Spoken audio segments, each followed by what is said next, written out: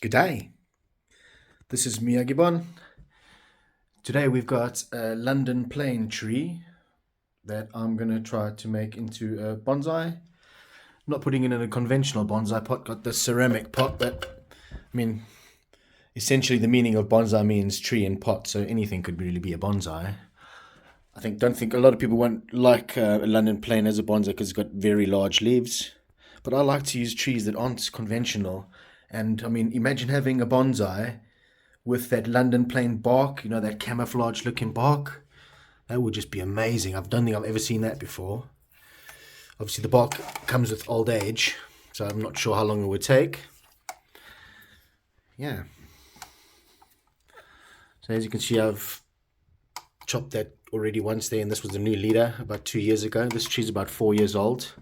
I got this with a batch of 7 London plain as like saplings from a private seller.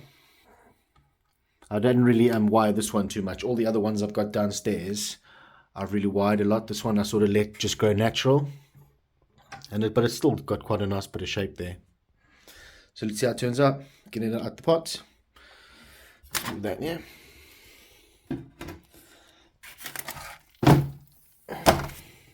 Should really just pull out.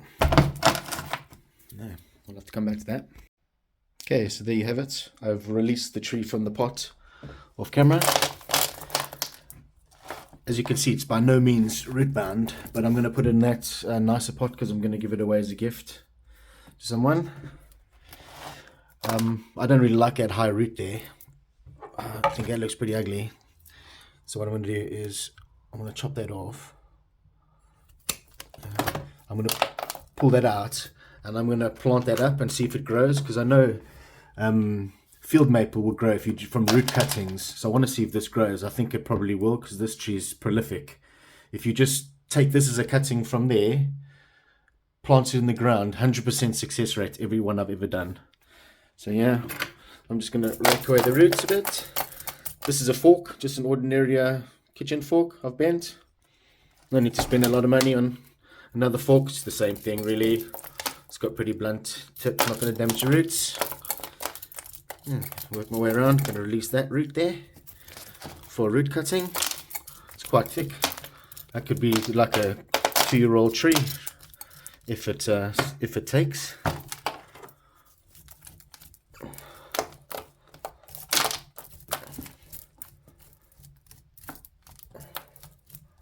As you can see inside the soil, I'm not sure if you can see, there's some bits of blue. What I did was I didn't have so much gravel, but I had some gravel from a fish pond, from a fish tank, sorry. It was blue. So I just chucked it in. Okay, here we are back. I've had to scavenge a stone from one of my pots outside to fill that hole there. I don't have any mesh. That'll do. Bit more gravel around it. There's the gravel. There you go. There we go. The pottery there. Get that in there. Oh. Yeah. It's pretty good size. I don't think I do need more to the roots there. I wouldn't say it's root bound. This is just more of a slip potting exercise. So I'll put the rest of this in there. Get it up a bit. And we'll go from there. Okay, so I've filled the pot up with a sufficient amount of dirt to get it to the right height that I'm happy with. So what I'm going to do is I'm going to fill in around it with some of this the old gravel. Tree's in very healthy condition, loads of nice roots there. Here's the root cutting that I got out.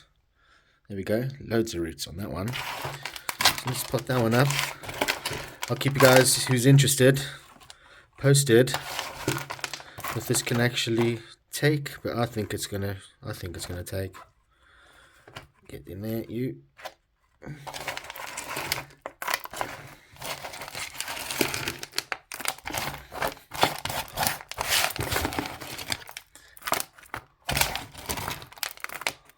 we go.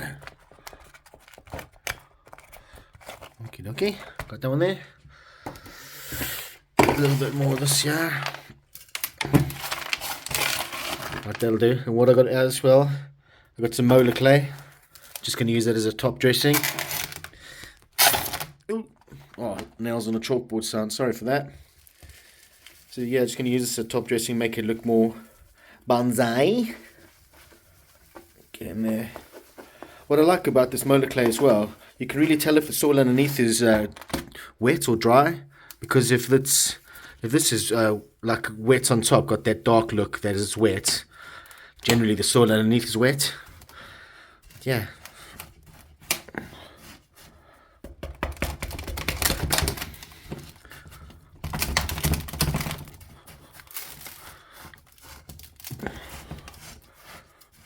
There we go.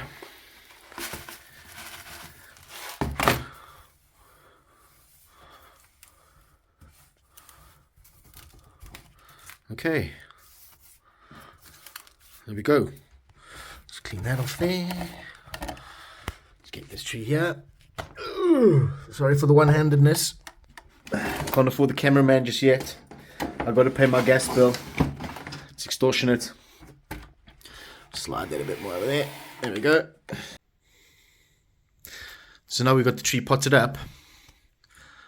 I was wondering maybe I could push it over just a touch. In the pot now, to emphasize the change shape. I'm just trying to determine a front for the tree. I think I'm going to have to bite the bullet and chop it about here. This is, look how, it's too long and straight for me. It looks ugly and it's not very bonsai. So I think I'm going to be chopping it there and about there and let that become the new leader. And then obviously chop these back a bit, encourage some new growth. Yeah. So there we go. So I mean, this is how you create taper. This is nice. I don't want to do anything with that. It's the main trunk. This goes up, but then it looks pretty straight. Although it is off to the side, it's fairly straight. So I think if we had to cut it there and then let that one grow out, this one here can probably be the new leader, but I'll leave that one for now. And then that can bend off somewhere. That'll look pretty nice. So there we go. Gonna cut it off. No going back now. Bosh. There we go. What I'm going to do with all of these as well, I think I might plant these. I don't know if they'll take it as the leaves are new though. No, I'll probably leave that. I've got so many more. So many. I don't need to be making more trees. Yeah.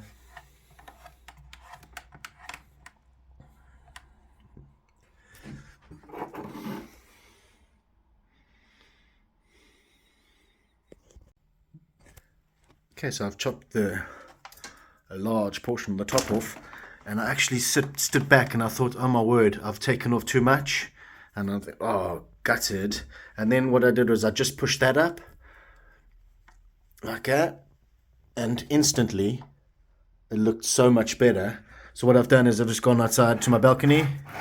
What's that, a Granny Smith apple? And I've scavenged this bit of wire. It's been on all through the winter, so the tree's still going to hold its shape quite nicely. Yeah, that's done its job, so cool. Going to put this wire on, and then I'll show you what it looks like. I'm happy so far. Just quick before I wire it, I'm just going to take that cut a bit further back. I don't think there'll be any kind of dieback or anything like that, so it should be safe to do this. Okay. I have taken my other London planes back, the same as that, and it didn't cause any dieback. Just getting some of this cut paste here. Dollop of that there. On it goes. There you go. I like this cut paste, it's green. So, same as that there. Does quite well at holding the scar. What I'm going to do with this piece of wire, use the 2-branch principle and put that one up and use it to pull this one across as well, because it's going across the front of the tree. It looks, that's not the way it's supposed to be. Okay, here we are back. I've put the wire on the tree. With all the wiring that I do, it's always this loose cage wiring. It looks untidy and unneat, and maybe people think you're an amateur, but in my opinion, this is what a pro would do, because nothing looks worse than you have a nice tree, but it's all scarred up. And with these trees, maples, they grow so fast. You leave it for 1 month if you don't check on, and if you, like me, if you've got so many trees, and if you miss it out, even a couple of weeks, it's scarred. And I hate it. It looks ugly. So anyway, this is it wired up. I think the wire is pretty thick enough to do the job. Bend that one over. That's what I want to do. Bend that one like that. Straight away. What an improvement. And yeah, bend up the new leader. Say hello, Daddy. Bosh. There we go. There we go. Yes, like it. Yeah. What I'll do, trim back all of these a bit. Trim that there.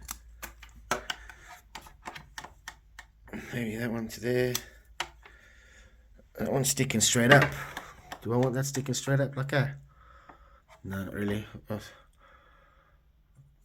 take it there just to be sure. I can always come back with that one. This one's pretty cool. Down low. Maybe leave it to there. Take that one to there. This one to there. That one's pretty long and straight. I have to take that one to there. Take that one to there. And that one also long, straight. That needs a bit of wire, to be fair. But I'll just clip it there. And something will shoot out of there. No doubt. No doubt. The London plane. Actually, looking at this here. Do I need that branch?